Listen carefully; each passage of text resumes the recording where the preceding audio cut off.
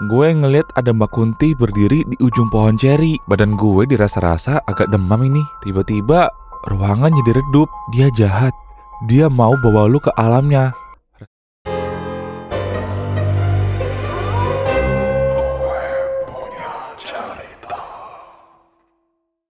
Peringatan, animasi ini dibuat dengan tujuan sharing pengalaman pribadi sang pengirim cerita.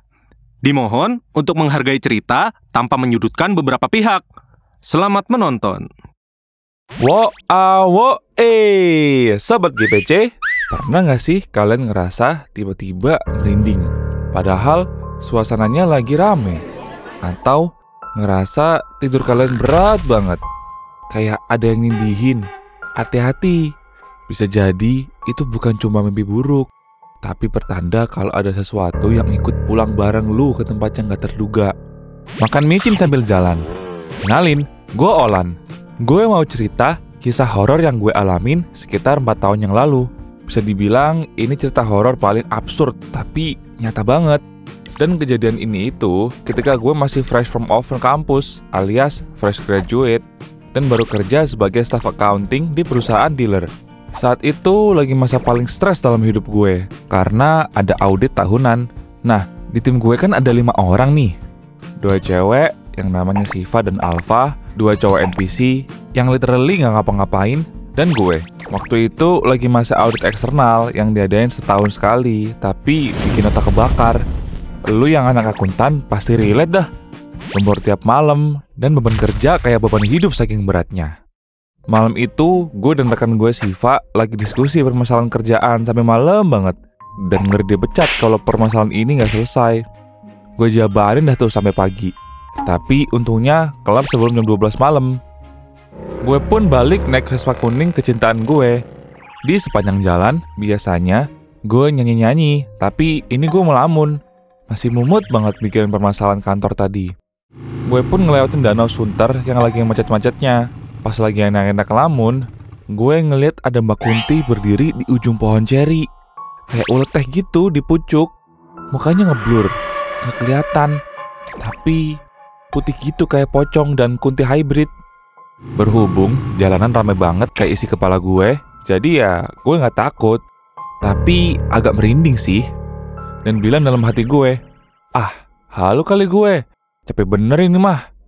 Selama beberapa menit, sampailah gue di kosan. Badan gue dirasa-rasa agak demam ini. Jadi ya gue bebersih aja gak mandi, dan langsung tidur. Di malam itu, gue ketindihan. Badan gue bener-bener gak bisa digerakin. Saat kayak gitu, gue ngedenger suara cewek, dan gue ngerasa ada Mbak Kunti yang tadi gue lihat lagi nari-nari di atas tubuh gue. Bajunya halus banget, kayak baju satin kondangan. Dan sesekali dia ngebelai gue. Dan itu, gue ngerasanya berlangsung lama banget. Gue berusaha bangun, dan pas bangun, gue lihat HP, ternyata gue tidur belum ada 5 menit. Tapi rasanya kayak satu episode film horor. Asli dah. Berhubung gue takut untuk tidur lagi, gue berusaha terjaga. Sampai akhirnya gue ketiduran. Gilanya, setiap gue ketiduran, hal yang sama terjadi. Begitu terus berulang-ulang sampai gue lupa ngitung udah berapa kali. Akhirnya ketika subuh, gue baru bisa tidur. Kaget banget pas gue bangun. Gue lihat jam udah 8:30. Alamat telat ini mah. Mana gue masuk jam 9 lagi. Langsung gue gas ke kantor gak pakai rem. Sampailah gue di kantor. Gue lihat Alfa baru turun dari Gojek. Gue godain dikit. Wih, telat juga nih anak. Tapi dia ngeliat gue kayak diem. Gue mikir, mungkin ini anak gak denger. Abis parkir, gue ketemu lagi dia di tangga. Gue godain lagi lah. Parah lu telat. Sambil cengar-cengir. Tapi dia tetap nyuekin gue sambil lanjut ke atas. Gue heran, ini si Alfa kenapa ya? Apa marah sama gue? Apa lagi PMS? Bodo amat. Hari itu cuma ada gue, Alfa, dan Siva di kantor. 2 cowok NPC yang lain lagi audit di cabang. Gue diapit 2 cewek kayak juragan minyak. Hahaha. Lanjutlah kerja gue bareng Siva ke gudang spare part. Dan buat si Alfa, dia stay di ruangan sendirian. Selesai audit, gue balik ke ruangan buat ngadem. Maklum cuy, itu gudang spare part panasnya kayak simulasi neraka. Gue ajak ngobrol lah si Alfa, tapi dia tetap diem. Padahal mah biasanya ada cicak ngoceh juga disautin. Nah, si Siva ngajak Alfa makan di pantry. Pas mereka mau keluar ruangan, Alfa nempelin kertas di punggung gue dan bilang, "Kak, lu ditempelin bakun." Langsung ngibrit dia ke pantry. Pas mereka udah keluar ruangan, gue sendirian dong. Gue cabutlah kertas itu di punggung gue dan pesannya, "Dia jahat. Dia mau bawa lu ke alamnya." Respon gue sih bukan takut, lebih ke emosi.